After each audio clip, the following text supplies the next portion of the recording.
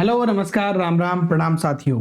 REET exam 2024 का जो question paper है वो रीट की ऑफिशियल वेबसाइट पे आ चुका है। आप वहां से डाउनलोड कर सकते हैं। चारों की चारों सीरीज आपको वहां पे मिल जाएगी। इस वीडियो में हम बात करने जा रहे हैं पेपर सॉल्यूशन की लेवल 2 साइंस मैथ्स के कंप्लीट आंसर की, वो भी ऑफिशियल 100% यही आंसर की आपको मिलेगी आगे जाके। और साथियों साथ ही साथ नॉर्मलाइजेशन का क्या प्रभाव पड़ेगा इसके बारे में सब कुछ कंप्लीट चर्चा करेंगे इस वीडियो में। चलिए तो बिना देर करे शुरू करते हैं। हम देख रहे हैं गणित विज्ञान के जितने भी क्वेश्चन आए उनके आंसर्स, और मैं यहाँ पे सोल्व नहीं करा रहा, आपको डायरेक्ट आंसर बता रहा हूं ताकि आपका समय बचे। सोल्व अपन ने पहले भी कर लिए। कितने समय में 5% वार्षिक साधारण ब्याज की दर से किसी धन के मान में 40% की वृद्धि हो जाएगी? तो इसका आंसर है साथियों 8 वर्ष, ऑप्शन नंबर डी। ये सीरीज ए जो है उसका पेपर है। आपको जो भी सीरीज है ये क्वेश्चन चेक करो और उसका आंसर लगाओ और बाद में अपने आंसर की से मैच करके कमेंट करके बताओ कितने नंबर आ रहे हैं।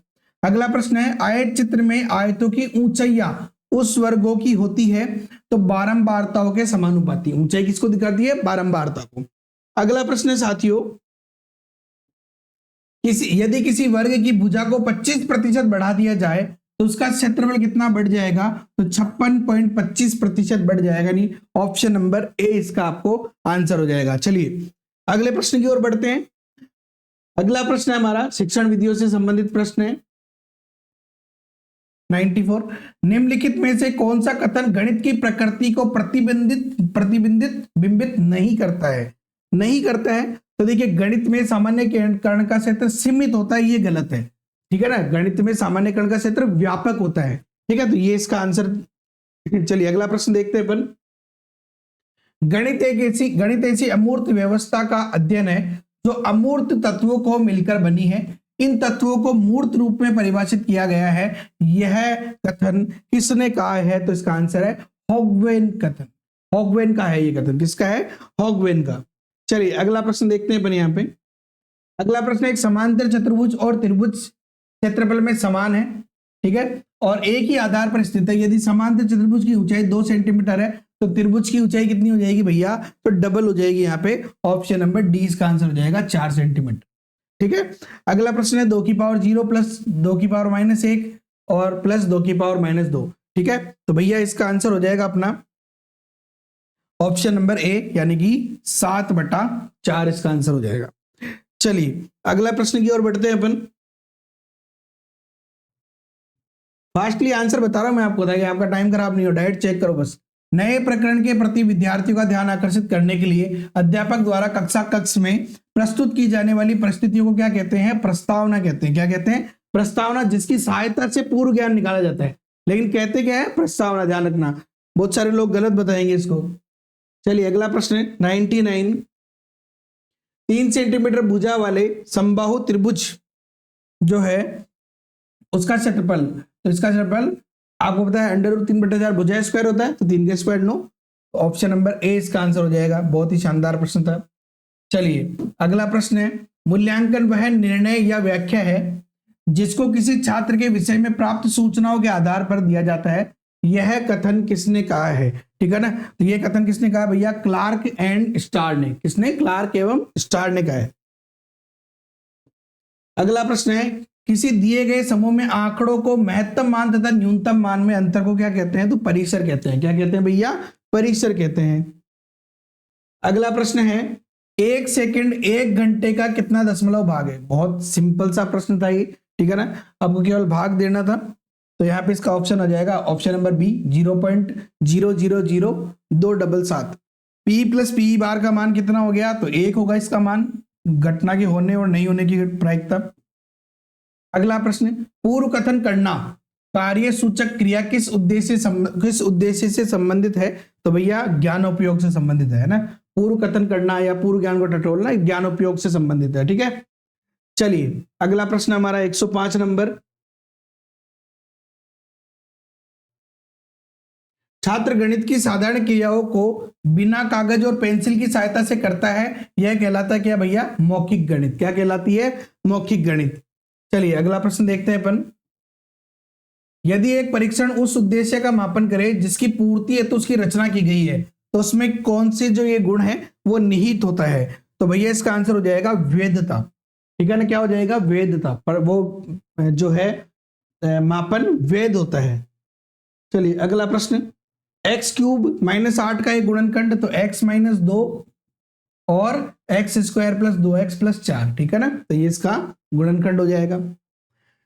चलिए अगला प्रश्न देखते हैं अपन, निदानात्मक परीक्षण के बाद मंद बुद्धि विद्यार्थियों हेतु आवश्यक क्या होता है भैया, सिंपल सी बात है, निदान के बाद क्या करना चाहिए, उपचार करना चाहिए, तो यहां पे आंसर हो जाएगा उपचारात्मक शिक्षण। अगला प्रश्न है, द पॉइंट एक्स एक्स पर बिंदु, तो एक्स एक्स पर बिंदु कौन सा हो जाएगा, 2 0 हो जाएगा, तो एक्स की वैल्यू 2 और वाई है ही नहीं तो 0। किसी वस्तु पर 10% छूट देने से 20% लाभ होता है, यदि छूट 20% हो तो लाभ कितना होगा, तो भैया लाभ हो जाएगा हमारा 6 से ही 2/3%, इसका आंसर आ जाएगा।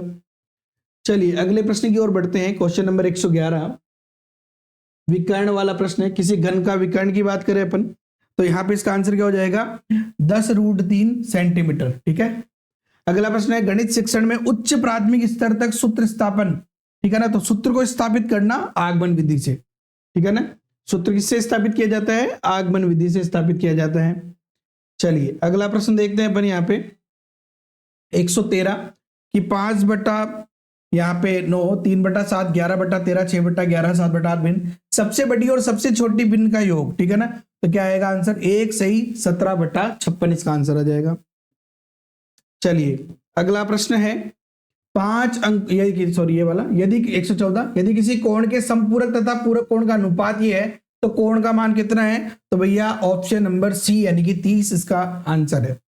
5 अंकों की सबसे बड़ी पूर्ण वर्ग संख्या कितनी है, तो 99,856 यानी ऑप्शन नंबर डी इसका आंसर हो जाएगा।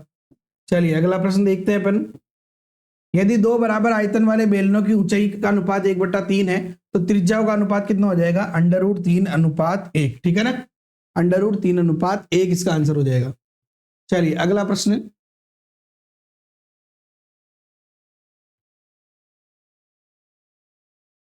अगला प्रश्न, एक कारखाने में स्त्री तथा पुरुष कर्मचारियों का अनुपात 3:5 है, यदि स्त्रियों की संख्या पुरुष की संख्या से 40 कम है तो कारखाने में कुल कितने कर्मचारी है, तो भैया कारखाने में कुल 160 कर्मचारी है, कितने कर्मचारी, 160। गणित सभ्यता एवं संस्कृति का दर्पण है, हॉगवेन की ये परिभाषा है, ठीक है ना, और ये बोल रहा है कि किस मूल्य से संबंधित है, तो सांस्कृतिक मूल्य से संबंधित है, कोई विशेष था ही नहीं क्वेश्चन। x माइनस वाई बराबर 10 दे रखा है, x प्लस वाई 120 हो गया, तो x का मान पूछा है यहाँ पे, तो x का मान कितना हो जाएगा, 65 डिग्री। चलिए अगले प्रश्न की ओर बढ़े अपन, 3 7/875 कट जाएगा ये, तो 1/5 इसका आंसर आ जाएगा, ऑप्शन नंबर डी इसका आंसर हो जाएगा। तो साथियों ये था हमारा आंसर की गणित की, आई होप कि आपको सबको समझ में आ गया होगा हर एक प्रश्न, ठीक है। अब नॉर्मलाइजेशन की बात करें, अच्छा उससे पहले आप तैयारी कर रहे हो नहीं कर रहे हो थर्ड ग्रेड की, लगातार तैयारी करते रहो, ठीक है ना। आप चाहो तो थर्ड ग्रेड का जो हमारा द्रोणा बैच है वो ज्वाइन कर सकते हो, और खास बात की फीस तो वैसे ही बहुत कम है, लेकिन 20% का एक्स्ट्रा डिस्काउंट अभी चल रहा है होली ऑफर, तो जल्दी से जाओ और ज्वाइन कर लो यार, ठीक है ना, बिल्कुल भी टाइम वेस्ट मत करो। अच्छा नॉर्मलाइजेशन की बात करूं तो देखिए मैंने दोनों लेवल के पेपर देखे, दोनों में हम बात करें अगर जैसे शिक्षण विधियों की परिभाषा इस बार ज्यादा पूछी गई है, ठीक है ना, बाकी गणित के पेपर की बात करें तो लगभग लेवल सेम है, तो मुझे नहीं लगता कि गणित विषय की वजह से नॉर्मलाइजेशन पे कोई प्रभाव पड़ेगा, न के बराबर मुझे तो बिल्कुल भी चांसेस नहीं लग रहा है कि गणित विषय का नॉर्मलाइजेशन पे प्रभाव पड़ेगा क्या, और पड़ेगा तो भी अधिकतम 1 नंबर का प्रभाव पड़ सकता है। ओके साथियों, वीडियो पसंद आए तो लाइक करो, अपने दोस्तों के साथ जरूर शेयर करो, चैनल पे नए तो सब्सक्राइब कर देना और बेल आइकन पे क्लिक कर देना। Okay, have a nice day, thank you so much, जय हिंद, जय भारत, वंदे मातरम।